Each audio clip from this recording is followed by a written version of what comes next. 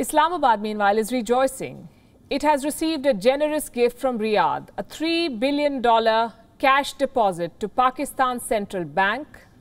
Imran Khan was elated, but his joy was short-lived. He has extremists holding his country hostage. It's not a pretty sight or a situation anyone would envy. So we'll start with a gift. The Saudi Fund for Development has deposited $3 billion in the State Bank of Pakistan. And that's not all. It has also issued a directive to finance petroleum products worth $1.2 billion for the next 1 year.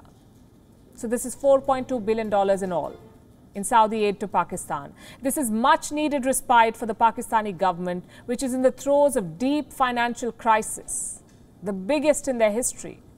Pakistan's gross external financing requirement stands at $51.6 billion.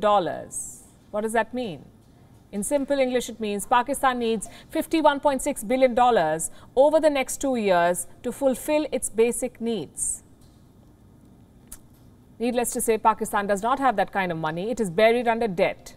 Pakistan owes $122 billion in foreign debt and liabilities. $122 billion. That's 40% of the country's total GDP.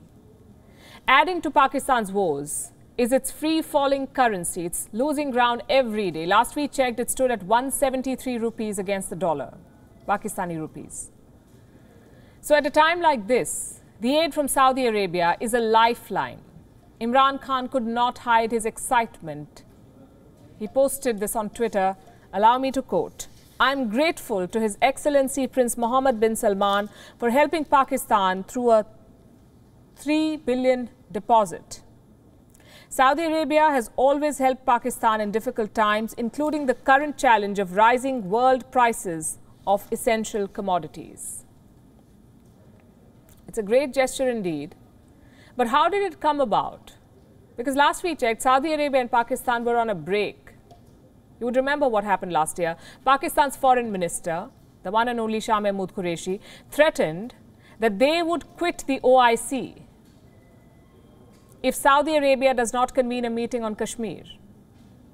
Saudi Arabia did not convene that meeting, but they responded to Pakistan by asking them to return $2 billion from a loan that they had granted earlier.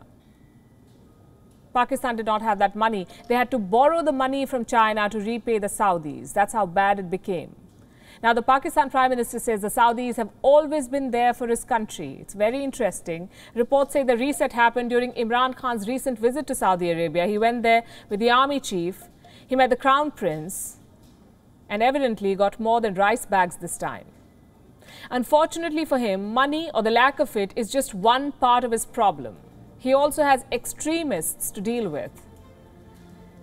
For almost a week now, Islamists have kept Pakistan on the edge. Members of the Tehreek-E-Labbaik Pakistan, or the TLP, have hit the streets across the country. They've brought several cities to a standstill. Why are these people protesting? They want their leader to be released.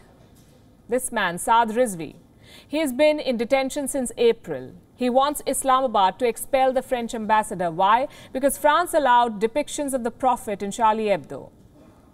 So this leader, Saad Rizvi, leader of a banned Islamist outfit, wants the government of Pakistan to expel the French ambassador.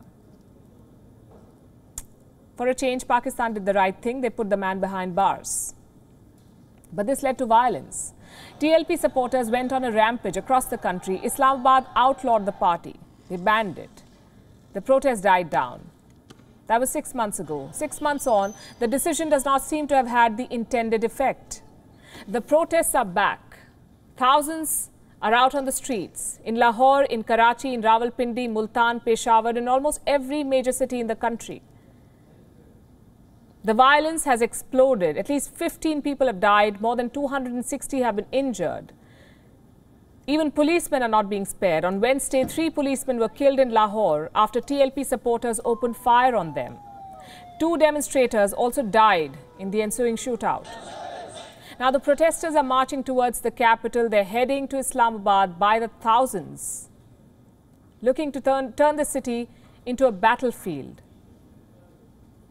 Saudi money may not be enough to douse their anger. WION is now available in your country. Download the app now and get all the news on the move.